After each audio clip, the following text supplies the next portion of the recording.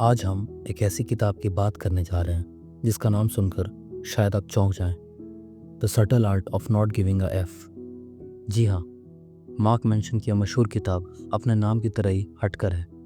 लेकिन घबराइए नहीं, यह किताब गाली गलौज सिखाने के लिए नहीं है, बल्कि ज़िंदगी का एक गहरा सबक सिखाने के लिए है।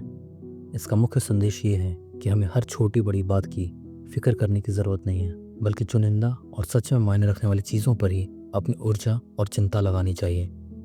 मार्क मेंशन बड़े सीधे शब्दों में कहते हैं, अच्छी ज़िंदगी का राज यह है कि हम हर बात की चिंता करने के बजाय कम चीज़ों की परवाह करें, सिर्फ उन चीज़ों की जो वाकई महत्वपूर्ण हैं, सच्ची हैं। अब आप सोच रहे होंगे कि नॉट गिविंग अ एफ का मतलब क्या बिल्कुल लापरवाह हो जाना है? ऐसा नहीं है।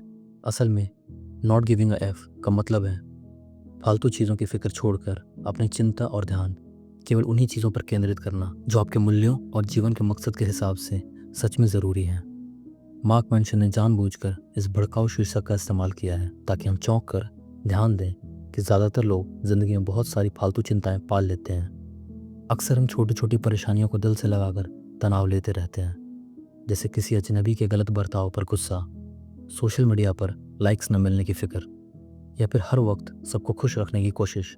मेंशन कहते हैं कि जब हम हर बात की परवाह करने लगते हैं तो हम खुद को यह मानने लगते हैं कि हमें हर पल आरामदायक और खुश रहना चाहिए, और फिर ज़िंदगी हमें एक न एक दिन ठोकर मारती है। असल में जीवन में हमें अपनी फ़िक्र यानी अपने एफ्स गिनकर खर्च करने चाहिए, बिल्कुल उसी तरह जैसे हमारे पास समय और ऊर्जा सीमित है। सच्चाई तो ये है कि आप और मैं, जिनकी हमें फ़िक्र है, हम सब एक न एक दिन चले जाएंगे। हमारा जीवन छोटा है और इस छोटी सी ज़िंदगी में हमारे पास फ़िक्र करने की क्षमता की भी एक सीमा है। मार्क मेंशन बड़े प्यार से ये कह देते हैं कि you and everyone you know are going to be dead soon, and in this short time you have a limited amount of fucks to give. मतलब हम सब आज या कल मरने वाले तो हैं ही, और इस थोड़े से समय व ऊर्जा को हर चीज़ पर बर्बाद करना उचित नहीं है। इसीलिए समझदारी इसी में है कि हम सोच समझ कर चुनें कि किस चीज़ के लिए परेशान होना है और किसे जाने देना है। आज के इस पॉडकास्ट में हम इस बुक के कोर मैसेज और मार्क मेंशन के बताए हुए प्रमुख सिद्धांतों को विस्तार से समझेंगे। बातचीत होगी कि क्यों सकारात्मकता के पीछे भागना हमेशा लाभदायक नहीं, क्यों कुछ नकारात्मक अनुभव अपनाना ज़रूरी है, और कैसे अपनी लाइफ वैल्यूज़ तय करके सही समस्याओं को चुनकर जिम्मेदारी लेकर असफलताओं को स्वीकार करके और सफलता की परिभाषा बदलकर हम एक अधिक संतोषजनक और अर्थपूर्ण ज़िंदगी जी सकते हैं। तो चलिए चलते हैं इस आत्ममंथन भरी यात्रा पर। सबसे पहले बात करते हैं नॉट गिविंग अ एफ के कला की, यानी सीमित और चुनिंदा फिक्र करने की कला। अक्सर लोग समझते हैं कि कुछ भी परवाह ना करना एक तरह का सुपर पावर है जो कुछ बेपरवाह लोगों के पास होता है, लेकिन मार्क मेंशन बताते हैं कि यह गुण कोई जादू से नहीं आता, इसे विकसित करना पड़ता है। हम सभी बचपन में हर छोटी चीज़ पर रोते चिल्लाते हैं, यानी बहुत ज़्यादा फिक्र करते हैं। जैसे एक छोटे बच्चे की टोपी अगर मनपसंद नीले रंग की नहीं है तो वह रो रो कर आसमान सर पर उठा लेगा। यानी बच्चे तो छोटी छोटी बात पर सैकड़ों एफ्स देते हैं।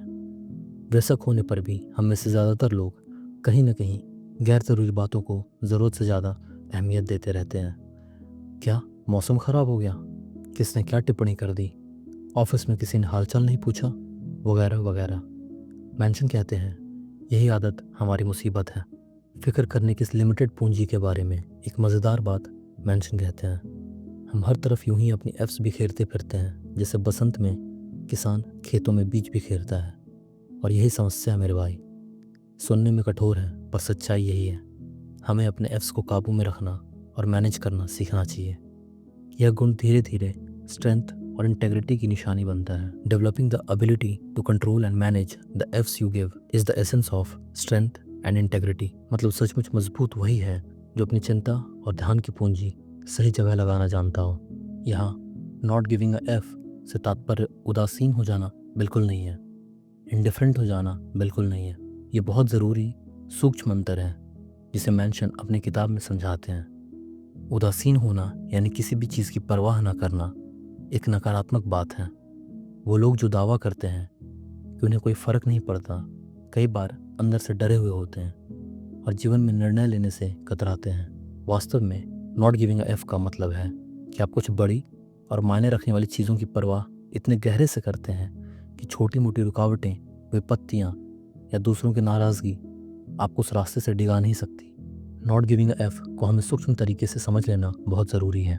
मार्क मेंशन खुद उदाहरण देकर बताते हैं, अगर कोई गलत काम होता देख मैं चुपचाप कॉफ़ी पीते हुए कहूँ मुझे क्या, I don't give a F, तो ये बेवकूफ़ी है। लेकिन यदि मेरा उस वैल्यू में यकीन है कि अन्याय का विरोध होना चाहिए, तो मैं परिणाम की परवाह किए बिना डटकर खड़ा होऊंगा। इसे कहते हैं सही मायनों में नॉट गिविंग अ एफ, जहाँ मैं जोखिम और असुविधा की फिक्र नहीं करता, क्योंकि मेरे लिए कुछ मूल्य ज़्यादा अहम है। तो हम किन चीज़ों की फ़िक्र करें और किन की नहीं, इसका जवाब हर व्यक्ति के लिए अलग होगा। लेकिन पहले सीख यही है कि अपनी फ़िक्र, चिंता, ध्यान, ऊर्जा बेशकीमती समझें। ये ऐसे है जैसे आपके पास ध्यान देने के लिए एक सीमित सिक्कों की थैली है। अब आपको फैसला करना है कि किस मसले पर अपने सिक्के खर्च करने हैं।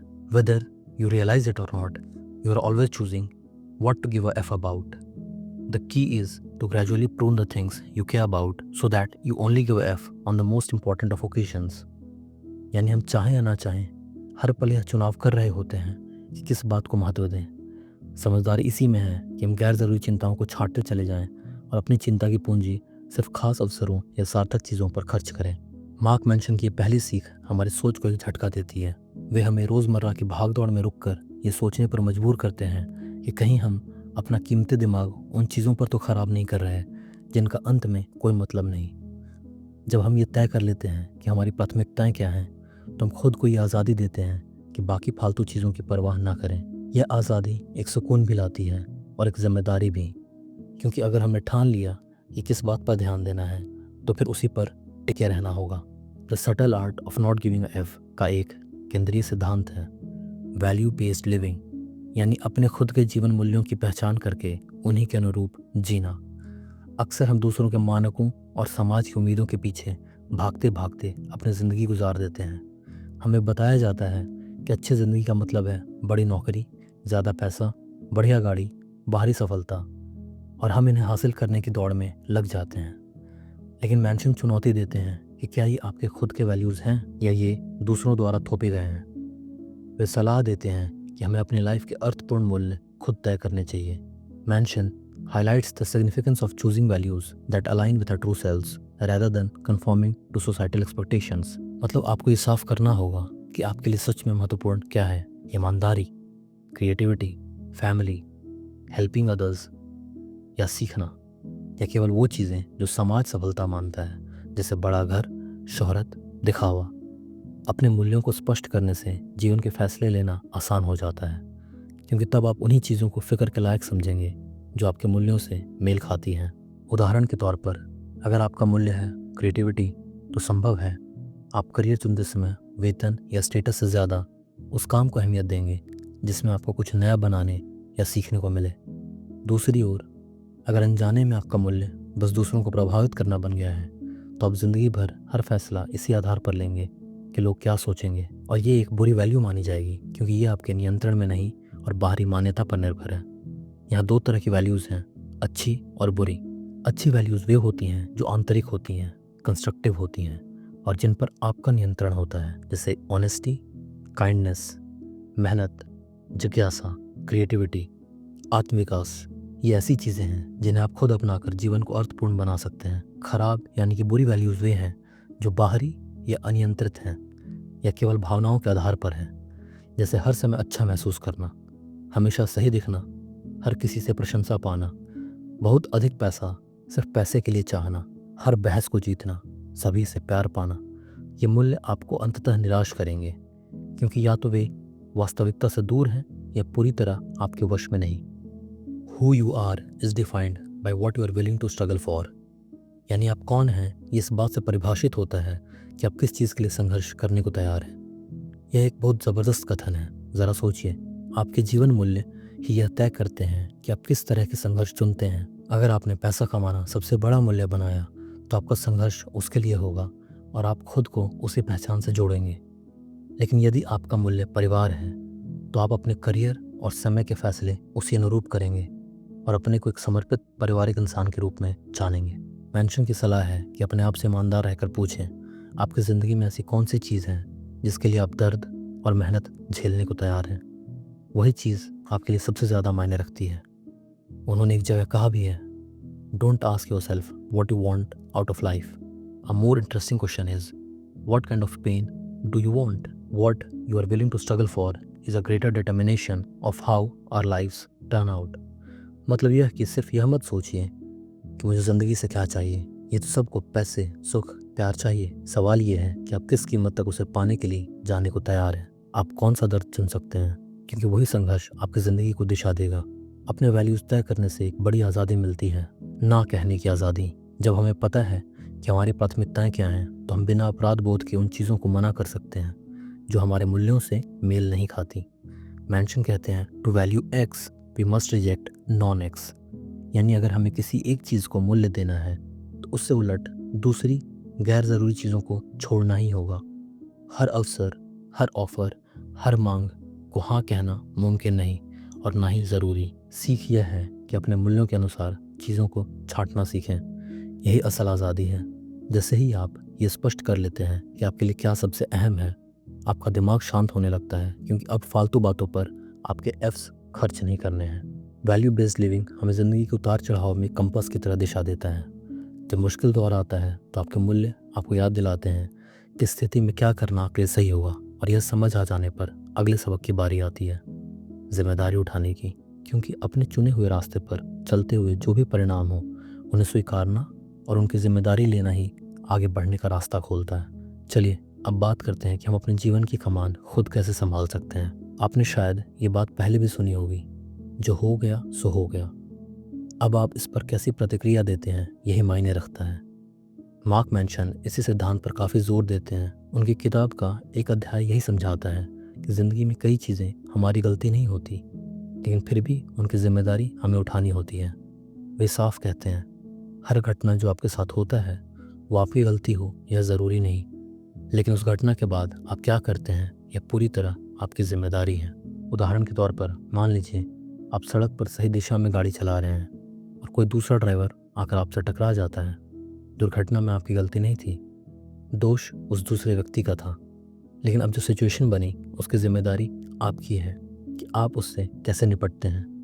आप गुस्से में चीखने चिल्लाने लगें, भाग्य को कोसें, या शांति से स्थिति संभालें, कानूनी कार्रवाई करें, या जो भी ज़रूरी हो, ये चयन आपका है। हमेशा याद रखें कि आप अपने जीवन में आने वाले अनुभवों के इंटरप्रिटेशन और रिएक्शन को कंट्रोल कर सकते हैं। चाहे परिस्थिति कितनी भी बाहरी और आपके वश से बाहर हो, उसे देखने का नज़रिया और उससे सीख लेकर आगे बढ़ना आपके हाथ में है। इस आइडिया को वो एक लाइन में यूँ कहते हैं, we are always choosing whether we recognise it or not, always. मतलब हर पल, हर स्थिति में कहीं ना कहीं हम चुनाव कर ही रहे होते हैं, या तो चेतन रूप में या अवचेतन रूप में। अगर हम उस चुनाव को सचेत होकर करना सीख जाएं तो हम विक्टिम मानसिकता से बाहर आ सकते हैं। फिर इंसान बहाने बनाना छोड़ देता है कि मेरे साथ ही ऐसा क्यों हुआ, बल्कि सवाल पूछता है, अच्छा ये हुआ, अब मैं आगे क्या कर सकता हूँ। मेंशन का मानना है कि जिम्मेदारी स्वीकार करने से आपको ताकत मिलती है अपने जीवन को बदलने की। अगर आप हर चीज़ के लिए दूसरों को, किस्मत को, बचपन को, सिस्टम को दोष देते रहेंगे तो अपनी हालत सुधारने की ताकत भी आप खुद में नहीं मानेंगे। लेकिन जब आप ये कह देते हैं कि हाँ, यह स्थिति मेरी गलती से नहीं हुई, पर अब इसकी जिम्मेदारी मेरी है, तभी आप एक्टिव मोड में आ जाते हैं। आप अपने इमोशनल रिएक्शंस, अपने निर्णय और अपने एक्शंस की बागडोर संभाल लेते हैं। मेंशन इसे एम्पावरमेंट थ्रू रिस्पॉन्सिबिलिटी कहते हैं। जब हम सब कुछ के लिए जिम्मेदारी लेते हैं तो हमारे पास सत्ता आ जाती है अपनी ज़िंदगी के अनुभवों को आकार देने की, और इससे व्यक्ति में एक रियल डीप ग्रोथ शुरू होती है। एक आत्मसंतोष आता है कि मैं अपने जीवन का मालिक हूँ। अब जाहिर है जिम्मेदारी लेना सुनने में आसान है, पर हम सब के लिए कभी कभी बहुत मुश्किल होता है। कई बार ऐसी अन्यायपूर्ण घटनाएं होती हैं जहां हम वाकई पीड़ित होते हैं। वहाँ यह विचार कि मैं ही जिम्मेदार हूँ गले नहीं उतरता। मेंशन इसका हल बताते हैं कि जिम्मेदारी लेने का अर्थ किसी गलत इंसान को बरी करना या खुद को दोष देना नहीं है। यह बस मानसिक रूप से ये स्वीकार करना है कि चाहे गलती किसी की भी थी, अब इसके असर से उबरने और इसे जीवन में आगे संभालने का काम मेरा है। यह अपनाने से हमारे भीतर एक शक्ति और नियंत्रण की भावना आती है। चलिए इसे अपना कर देखते हैं। आज अगर आप अपने जीवन में किसी भी पहलू के बारे में बेबस महसूस कर रहे हैं तो एक पल के लिए रुकिए और सोचिए उस चीज़ की जिम्मेदारी लेने का क्या मतलब होगा। शायद इसका मतलब होगा अपनी फाइनेंस को खुद समझना और संभालना, किसी रिश्ते में संवाद की पहल करना, अपने डाइट को कंट्रोल करना या मानसिक तकलीफ के लिए मदद लेना। एम्ब्रेस रिस्पॉन्सिबिलिटी, क्योंकि तभी आप अपने अंदर बदलाव ला पाएंगे।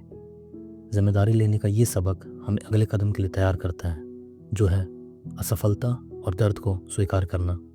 क्योंकि भले हम जिम्मेदारी ले लें, जीवन में संघर्ष और असफलताएं फिर भी मिलेंगी, पर उन्हें देखने का हमारा नज़रिया अब अलग होगा। अब हम आते हैं किताब के शायद सबसे काउंटर इंट्यूटिव भाग पर, दर्द, परेशानी और असफलता को अपनाना। अधिकांश किताबें हम यही बताती हैं कि सकारात्मक सोचो, अच्छा महसूस करूं, सफलता के सपने देखूं, लेकिन मार्क मेंशन सीधी बात कहते हैं, खुशी कोई स्थायी अवस्था नहीं जो बिना समस्याओं के मिलती है, बल्कि खुशी तो समस्याओं को हल करने से मिलती है। वे लिखते हैं, happiness is found in solving problems, not avoiding them. सच तो यह है कि ज़िंदगी मूल रूप से समस्याओं की एक अंतहीन श्रृंखला है। एक समस्या सुलझाते हैं तो अगली तैयार खड़ी होती है। इसीलिए वह सलाह देते हैं, don't hope for a life without problems, hope for a life with good problems. यानी बिना समस्याओं वाली ज़िंदगी की उम्मीद मत करो, बल्कि ऐसी ज़िंदगी चाहो जिसमें अच्छी समस्याएं हों। यह बात सुनने में अजीब लग सकती है, पर ज़रा गहराई से सोचें। समस्या रहित जीवन तो संभव ही नहीं। बेहतर यह है कि हम ऐसे चैलेंज चुनें जिनसे हमें अर्थ मिलता हो, जिन्हें हल करके हमें संतोष मिले। मुश्किलें जीवन का अभिन्न अंग हैं, उनसे बचकर आप जीवन का मतलब नहीं निकाल सकते। ज़िंदगी में जो भी काबिल मतलब चीज़ है, वो उससे जुड़ी तकलीफ़ों पर विजय पाने से ही हासिल होती है। अगर आप हर कीमत पर तकलीफ़ से बचना चाहते हैं, तो तकलीफ़ से बचने की जद्दोजहद ही एक नई तकलीफ़ बन जाती है। उल्टा, यदि आप दर्द की परवाह करना छोड़ दें, यानी कि उसे मंजूर कर लें, तो आप विजयी हो जाते हैं। क्या बात कही है, ज़रा सोचिए। जिसने दर्द को गले लगा लिया, उसे रोकने के लिए फिर दर्द के पास कुछ बचा ही नहीं। इस बात को समझाने के लिए किताब में कई किस्से हैं। एक दिलचस्प कहानी पाब्लो पिकासो की है, जिसका जिक्र जॉन हार्टले ने अपनी समीक्षा में किया है। पिकासो एक कैफ़े में बैठे नैपकिन पर कुछ चित्र बनाकर छोड़ रहे थे। एक महिला ने उनसे वो नैपकिन मांगा। पिकासो ने मुस्कुराकर मोटी कीमत मांग ली। महिला हैरान होकर बोली, इतनी कीमत? आपको तो यह बनाने में 2 मिनट लगे। पिकासो ने जवाब दिया, नो मैम, इसे बनाने में मुझे 60 साल लगे हैं। दरअसल उनका मतलब था कि उनकी कला की कीमत उन 60 सालों के अभ्यास, असफलताओं और मेहनत की है जो उन्होंने झेली। यही संदेश है कि हर सफलता के पीछे असफलताओं और संघर्षों का लंबा इतिहास होता है। जो व्यक्ति आपको बड़े मंच पर पुरस्कार पाते दिख रहा है, उसने पर्दे के पीछे न जाने कितनी बार ठोकर खाई होगी। सफलता और असफलता का अटूट संबंध है। ये एक सिक्के के 2 पहलू हैं। सफलता की राह असफलताओं से ही होकर जाती है। एक अध्याय का शीर्षक ही है, failure is the way forward. मतलब यदि आप आगे बढ़ना चाहते हैं तो विफलताओं को मार्ग का हिस्सा माने, ना कि अंत। हर फेल होने पर रुकना नहीं है, सीखते जाना है। Action is not just the effect of motivation, it's also the cause of it. ये एक बहुत ही अहम बात उन्होंने लिखी है। अक्सर हम सोचते हैं कि पहले मोटिवेशन आएगी तब हम काम शुरू करेंगे, लेकिन मेंशन कहते हैं कि कई दफ़ा करने से ही प्रेरणा आती है।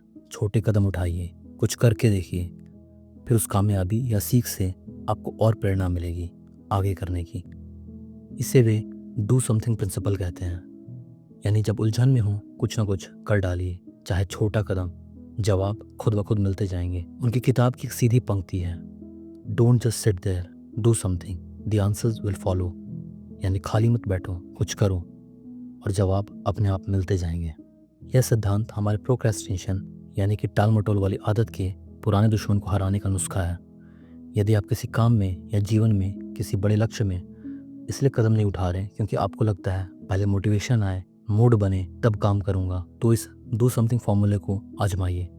बस शुरुआत कर दीजिए, फिर देखिए प्रेरणा और समाधान दोनों कैसे प्रकट होते हैं। और जब आप कुछ नया करने निकलेंगे तो निश्चित है कि कई बार असफलता हाथ लगेगी। यहाँ मेंशन समझाते हैं कि सफलता दरअसल सफलता के शिक्षक हैं। इसे दिल पर लेने की जगह इसे सबक लें। वे लिखते हैं कि सफलता को यदि सीखने की सीढ़ी मान लें तो आप उस डर से ऊपर उठ जाएंगे जो अक्सर हमें कार्रवाई करने से रोकता है। हर फेल्ड अटेम्प्ट आपको सिखाता है कि अगली बार क्या सुधार करना है। मेंशन बताते हैं कि जो लोग असफलता से डरते हैं वे खुद को बदलने के मौके भी खो देते हैं, लेकिन जिसने इसे स्वीकार लिया उसका आत्मविश्वास हर बार गिरकर उठने के साथ बढ़ता जाता है। किताब में एक अध्याय में उन्होंने दो मशहूर संगीतकारों की कहानी के ज़रिए समझाया कि हम असफलता और सफलता को कैसे परिभाषित करते हैं। यह हमारे मूल्यों पर निर्भर करता है। चलिए मैं आपको वह कहानी सुनाता हूँ। 1980s के दशक में डेव मस्टेन नाम का एक गिटारिस्ट था जो मेटल बैंड मेटालिका का हिस्सा था। बैंड मशहूर होने ही वाला था कि बाकी सदस्यों ने डेव मस्टेन को निकाल दिया। यह मस्टेन के लिए बहुत बड़ा झटका और विफलता थी। गुस्से और बदले की भावना में उसने ठान लिया वो एक नया बैंड बनाएगा जो मेटालिका से भी ज़्यादा सफल होगा। उसने बैंड मेगाडेथ बनाया और कड़ी मेहनत की। मेगाडेथ वाकई बेहद सफल बैंड बना। 2 करोड़ से अधिक रिकॉर्ड बिके, कई प्लैटिनम एल्बम आए, लेकिन फिर भी डेव मस्टेन खुश नहीं था।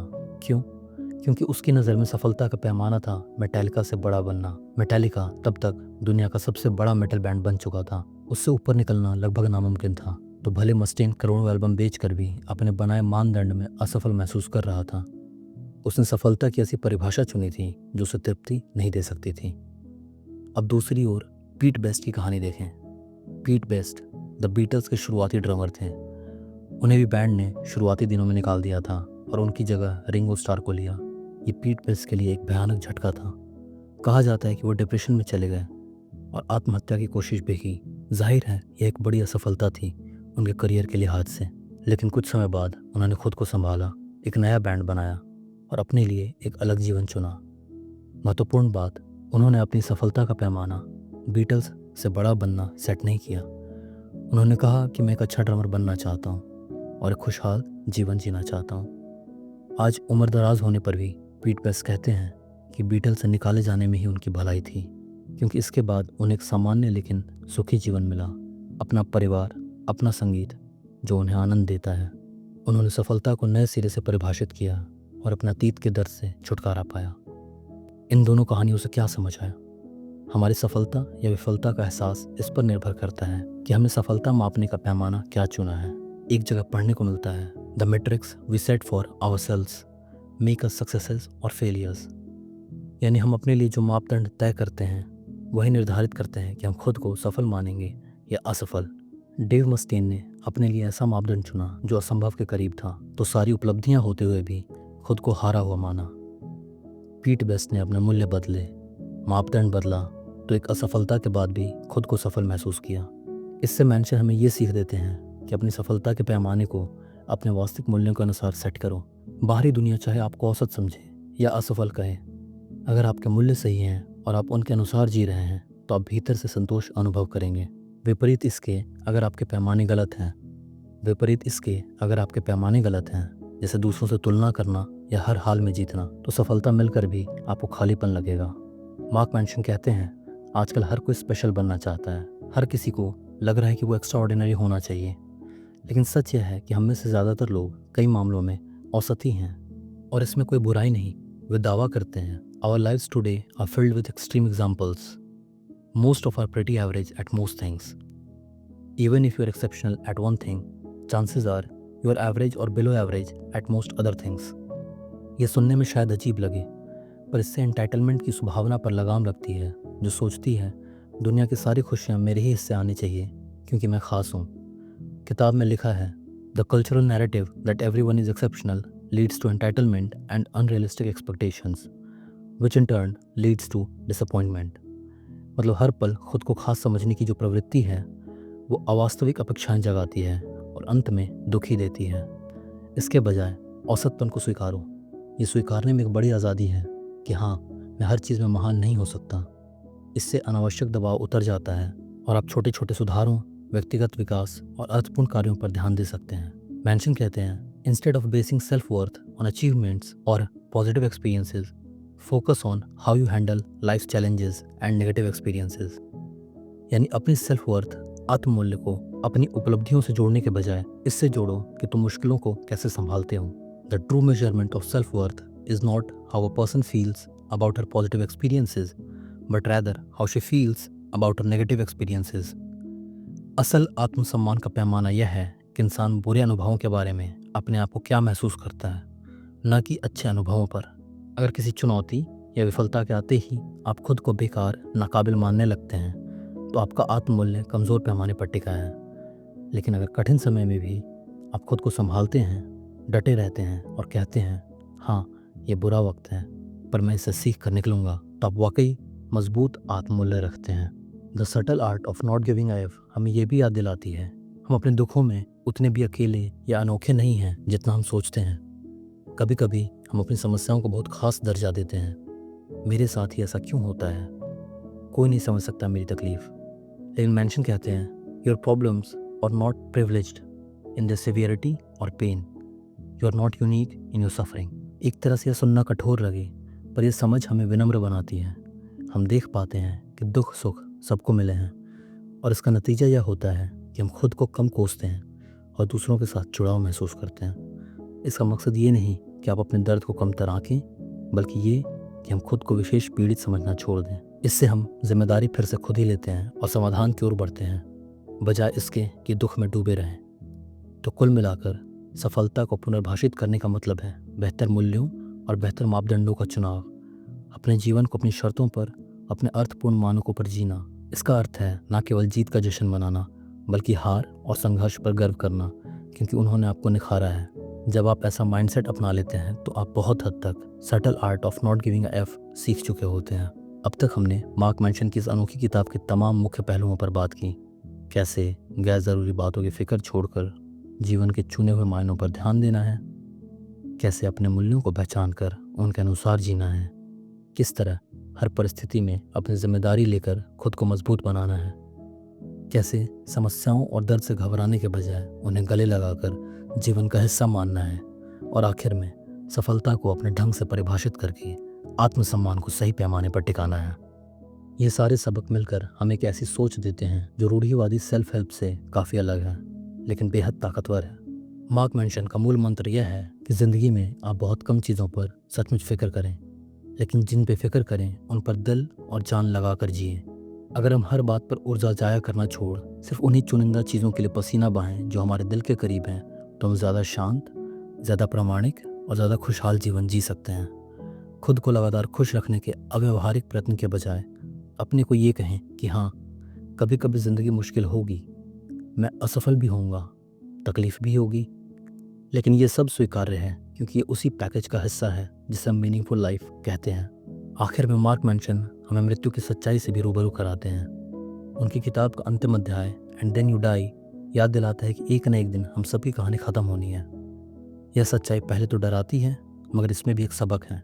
जब हम इस सत्य को दिल से स्वीकार लेते हैं तो हमारी प्राथमिकताएं और स्पष्ट हो जाती हैं। जो लड़ाइयाँ लड़ने लायक नहीं, उन्हें छोड़ना आसान हो जाता है। जिन लोगों से हमें प्यार है उनके साथ समय बिताने का महत्व समझ आता है। जिन ख्वाबों को टालते रहे उन्हें आजमाने की हिम्मत आती है। खुद मार्क मेंशन लिखते हैं, you are going to die anyway, so your fears and embarrassments and failures don't mean anything, you might as well try. जब अंततः मरना ही है तो फिर आपके डर, शर्मिंदगी और नाकामियों का क्या मतलब। बेहतर है जो करना चाहते हैं बेहिचक करें। ज़िंदगी का यही तो सार है, अपने सार्थक चुने हुए मकसद के लिए दिल खोल कर जीना, बिना फालतू डर और चिंता के। The subtle art of not giving a F का यही संदेश है कि अपनी फिक्रें संभालो, उन्हें वहाँ खर्च करो जहाँ असल मायने हैं। अपनी एफ्स को बचा कर रखें बेकार की चीज़ों से, और खोल कर खर्च करें उन रिश्तों, सपनों और मूल्यों पर जो आपके दिल के करीब हैं। ज़िंदगी में तकलीफ़ें भी आएंगी, असफलताएं भी, और जब आपने पहले से चुन लिया कि किस दर्द को झेलना आपके लिए स्वीकार्य है, तो हर कठिनाई में भी एक मायने, एक उद्देश्य नज़र आएगा। यही विकास का रास्ता है।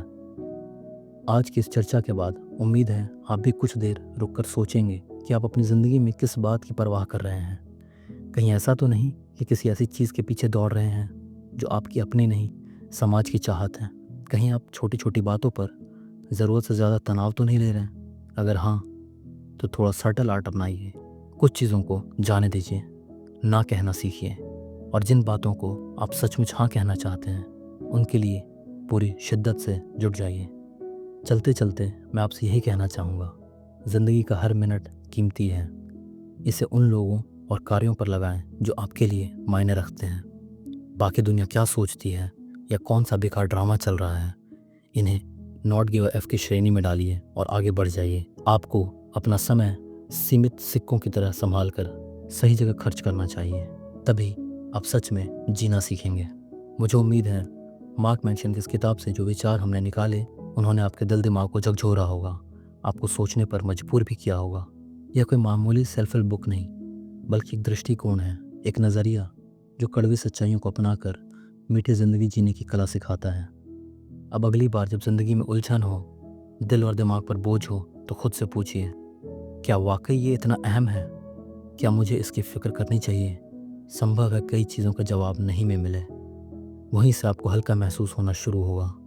और जो चीज़ें सच में हाँ अहम हैं, बस उन्हीं के लिए डट जाइए पूरे जी जान से। हम आशा करते हैं कि आप भी अपनी फ़िक्र करने की क्षमता को सही जगह लगाना सीखेंगे और एक संतुलित, आनंदित जीवन का आनंद लेंगे। धन्यवाद कि आपने इस खास और थोड़ी बेबाक चर्चा को सुना। याद रखिए, subtle art of not giving a F का मतलब जीवन को बेरंग बनाना नहीं, बल्कि सही रंगों पर ध्यान केंद्रित करना है। अपने चुनिंदा रंगों से अपनी दुनिया को भरना है।